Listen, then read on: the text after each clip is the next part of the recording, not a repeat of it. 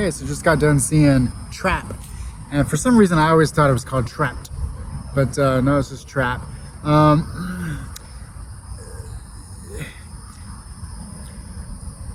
I hate whenever you watch an M. Night Shyamalan movie and you almost expect a twist to happen. Not to say there's not a twist at the end of this, but you almost start looking for things that may not be there as a twist, and you could get let down if there's no twist because the movie doesn't do what you might think it should do if it's an M. Night Shyamalan thriller or something like that.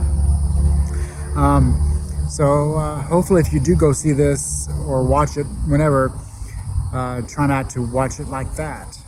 I think no matter what, that'll help the viewing experience in this. Overall, it's a rather good movie. It's not anything groundbreaking or anything like that. It's not anything that is going to top people's lists, as far as best of the year or anything like that. I do think that there's 5 or 10 little moments or decisions or questionable things that might cause people to dislike the movie or question how real it seems in certain parts. For the most part, none of that really bothered me, and anything that could have been thought of as maybe not being the best part of the movie or being too convenient, I was kind of okay with. So yeah, don't overjudge the movie. Don't overthink it. I think if you do, you might perhaps miss out on some of the things that actually do make sense in the end. Josh Hartnett was great. I mean, the way you could definitely tell the entire time, what he's thinking. It's very obvious anytime that he's thinking something.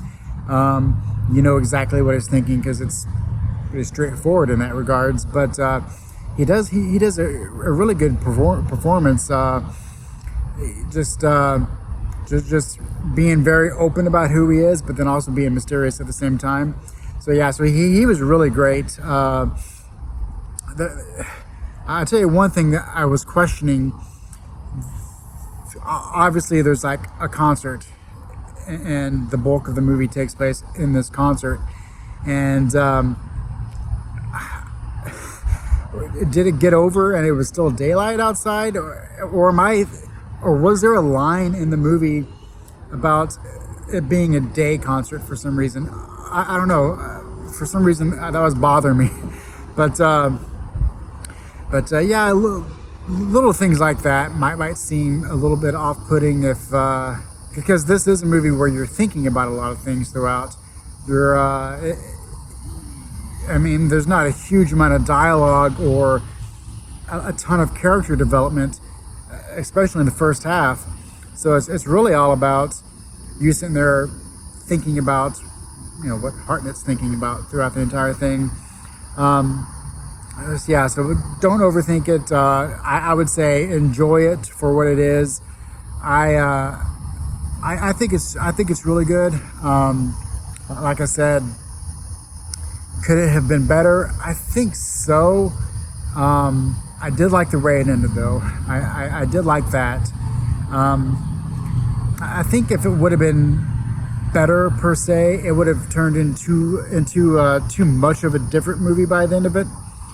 And I think there's some hidden meanings that I would have to think about or watch again, because there's some things that in the third act, I was thinking that I might have heard some dialogue in the first 45 minutes or so that could have explained some of the revealing plot and characterization that was coming out in the third act.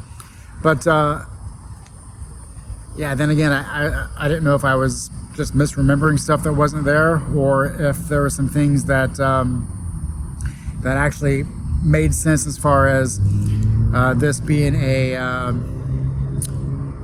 more of a character reveal study rather than some type of violent,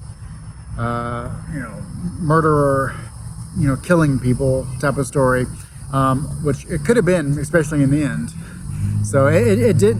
Yeah. So I think if you're wanting, but by the end of it, if you think that you need some action or something to really take it over the top to perhaps make it quote unquote better, don't expect that. I would say pay attention to a lot of the dialogue.